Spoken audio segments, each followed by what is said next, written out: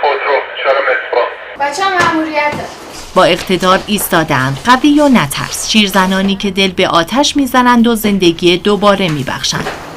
9 سال هستش که در سازمان آتش نشانی مشغول به خدمت هستم. ما و همکارامون همگی جونمون کف دستمونه تا بتونیم به هم نوع خودمون کمک بکنیم. این کار مردونه است، این کار زنونه است، همچین چیزی وجود نداره. مهم فکر آدماست و توانایی آدما. البرز اولین استان در کشور است که از 19 سال پیش بانوانش پا در عرصه آتش نشانی گذاشتند. 16 نفر هستیم به صورت 24 ساعت کار میکنن. زن ایرانی نشان داده که محدودیت‌های واقعی را از زندگیش حذف کرده و این آتش نشانان البرزی یک مصداق عینی برای اثبات این حرفند. برای خودرو طبقه -2 اعلام شده. ایزد می شما دستگاه تنفسی سری ببند.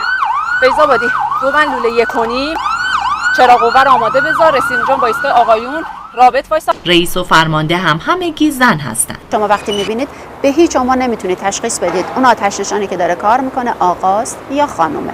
به صرف اینه که یاد گرفتن همدیگر رو پوشش بدن، یاد گرفتن در به صورت یک تیم کار بکنن. یه موقعی ما برای نجات جان مردم نظام میشیم، یه موقعی برای نجات مالشونه، یه موقعی هم هستش که واسه نجات جان یه پرنده حتی اعزام میشیم. شجاعت و شهامت همیشه با آنهاست.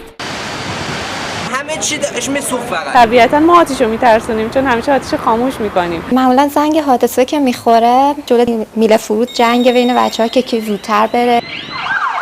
خانم فتاحی از آتش نشانانی است که وقتی عشق و علاقه همسرش را به این شغل دید، خودش هم دل به این مسیر زد. اون حس خوبی که بهتون منتقل میشه، این یکی رو نجات میدین، یکی رو کمک میکنید، حاضرید بهای زندگیتون رو بذارید. حالا با مدیریت توانستند در زندگیشان هم همچون کارشان موفق باشند. ما یه مکملی شدیم برای همدیگه. اون تشویقی بود برای من و منم سعی کردم همچنین برای ایشون باشم. حالا زندگیشان عجین شده با ایثار و از خودگذشتگی. دعا میکنم که همیشه پیشم باشن و سالم باشن. 16 زن آتش نشان استان جزء اولین های غرب آسیا هست. خانه‌دار، کارمند یا آتش نشان فرقی نمی کند.